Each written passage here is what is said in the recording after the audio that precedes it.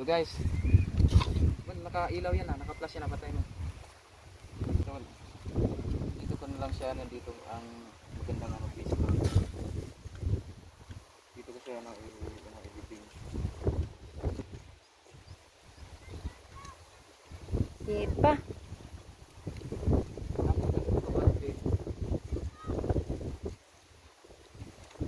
May naman po, may ano dyan, may kumagat sa'yo dyan, nag-ano ka pa. Sanay ako sa ano. Sanay ako sa ano nung mahirap na.